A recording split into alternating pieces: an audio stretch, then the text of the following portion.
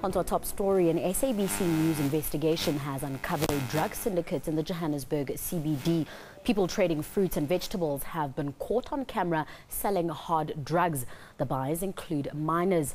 For hawkers in downtown Johannesburg, selling fresh produce is a competitive trade, but not everyone is making an honest living. Sources told the SABC of hawkers trading drugs. Drugs were sold in an undercover sting. Our sources reveal that this is a booming trade. Police have promised action. The National Education, Health and Allied Workers Union has condemned the attacks on foreign nationals in Soweto. Nahawu has also called on police and government to take action against the perpetrators. Nahawu says the country should have learnt a lesson from the 2008 xenophobic attacks. 2 local teenagers have been shot dead and 2 injured since violence broke out between locals and foreigners in Snake Park on Monday. 81 foreign-owned shops have been looted and 68 people have been arrested so far.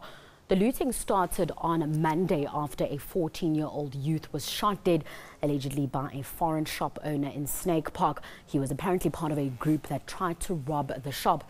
Early today, Sanusi Yusuf appeared in the Protea Magistrates Court accused of killing the minor. His case has been postponed to 26 January for a bail application. Marc Gbaffou is the chairperson of the African Diaspora Forum. The forum is a federation of African migrants associations in South Africa, enhancing an integrated society free of xenophobia, and works locally with communities to promote dialogue and peace. He now joins us in the studio to discuss the violence in Soweto just a little further. Thanks for joining me. Thank you for having me as your guest. Now, where do you as the African Diaspora Forum find yourself in such a situation? I mean, the violence has been ongoing since that little boy was shot, but what's your take on this? Well, the African Diaspora Forum, we were created in the middle of the same crisis in 2008. So we know what is the xenophobic attacks. We believe that these are some xenophobic attacks on foreign foreign nationals. Unfortunately, we lost some lives here. We convey our condolences to the families who lost their loved ones. But we think that the government didn't take seriously this issue. Can you imagine from 2008 to today, we're still asking ourselves if we have some locals who are xenophobic or not. Are the attacks xenophobic or not? We still don't know which name to give to these forms of attacks. Then we're sitting with a problem that we cannot solve because we don't even know what is happening. I mean, speaking of not knowing what is happening, you've just said that as a forum, you know how to recognize a xenophobic attack. But the police have been describing these attacks as criminal attacks rather than xenophobic ones. So how are you as a forum coming out and saying these are xenophobic attacks? Isn't it perhaps maybe just a coincidence that it happens, the people that are being attacked or the people that are being looted happen to be foreign nationals, but the nature of the attacks themselves are just criminal? Well, on daily basis, on daily basis, we're receiving some attacks on foreigners' businesses. On daily basis, we hear of a foreigner being killed somewhere in South Africa. And that's, unfortunately, no one mentioned it because maybe the life of foreigners are not important. I don't know. But one thing that we know is that, again, government didn't take the issue seriously. We are too reactive. When something is happening, we deploy the police trying to stop it, and we forget it until it's happening again. And that is a real problem. Now, the scourge of these attacks happened in 2008.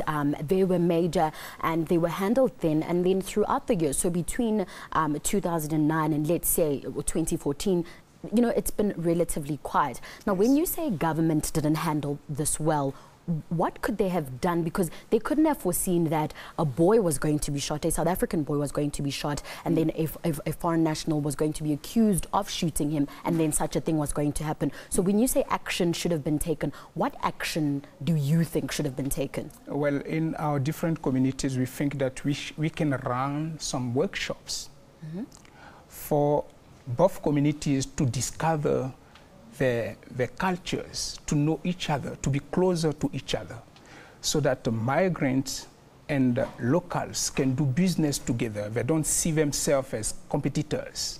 So you think a big part of this is the competition, because in a lot of townships now, a lot of foreign nationals are owning stores and they are opening businesses right next to, let's say, South African business owners, for example. So do you think that there's a sense of foreigners maybe feeling or being unwelcome in the country? Is that what you're saying?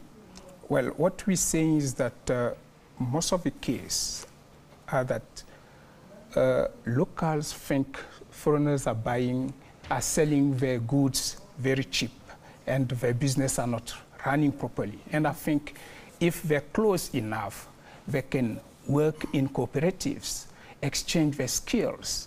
And that's what we encourage. We're encouraging in the African Diaspora Forum.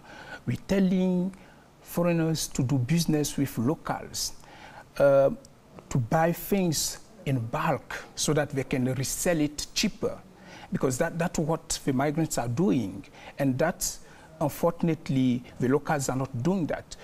It's doing the same business in the areas, in the townships, they can sell cheaper than what they're currently selling. And if they're doing business and the business is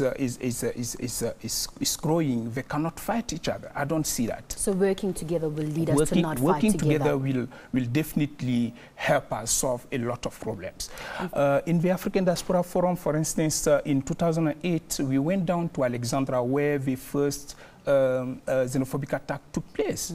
We were working with the locals in about 4-6 weeks.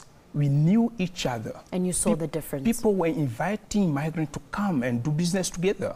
And that happened also last year in Orange Farm, where people are welcoming the migrants. So I think it's working. And by experience, we can easily say that this is the way to go. Mr. Gbaffou, unfortunately, we have to cut it there. We've run short of time. Oh, Thank you very much for joining us. Okay, thanks for having me as well.